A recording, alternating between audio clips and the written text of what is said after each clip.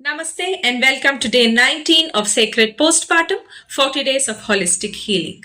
In the breastfeeding journey of a mother, the first week when she has begun the breastfeeding, it is an introductory phase where the mother is still learning the position, how to feed the baby, how to catch hold of the baby, etc. The second week of the breastfeeding journey is more a self-doubt phase wherein she is confused or doubting herself about the quantity of milk, whether the milk is sufficient for the baby or not.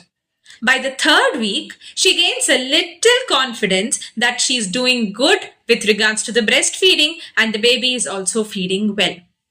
But then suddenly occurs a phase wherein the baby suddenly becomes extra clingy, demands for more milk, frequent milk throughout the day, throughout the night, is more fussy, shows signs of irritation, and bam, the mother is self-doubting again, and commonly she gets to hear that the milk is not enough for the baby. And here she starts to self-doubt again. Dear mothers, you should definitely know that this is not an issue with the quantity of the breast milk you're producing, but the baby is going through a phase which is known as the growth spurt.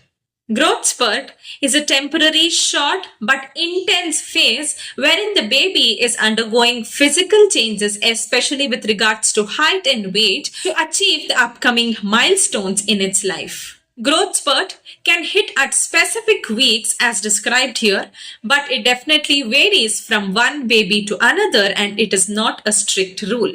The baby has only one way to express its physical distress, by being clingy and by being fussy. Dear moms, do remember that the baby is not giving you a difficult time, but it is having a difficult time.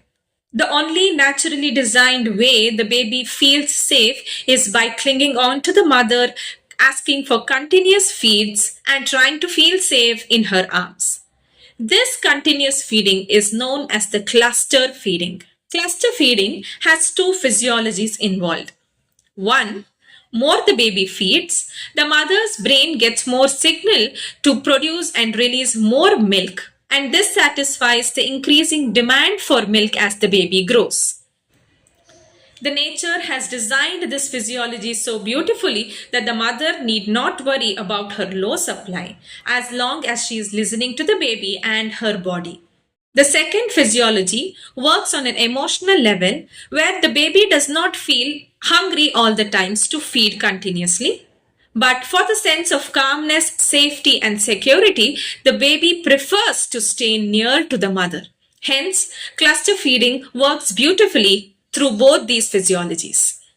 Cluster feeding happens not only during growth spurts, but also can happen during the sickness of the baby, overstimulation of the baby, or when the baby and the mother is separated, the separation anxiety also initiates the cluster feeding. Now, during these tough times, what can the mother do? I understand that these times are very challenging for the mother and exhausting both physically and mentally. But a little patience and understanding of what is going on to your baby will help you go through these tough times strongly. A lot of planning, lot of scheduling and panicking does not help through these times at all. A relaxed, go with the flow attitude will definitely help, and as I said, listen to your baby and listen to your body. With these thoughts, stay tuned with us for more such information. Take care until we meet in our next video.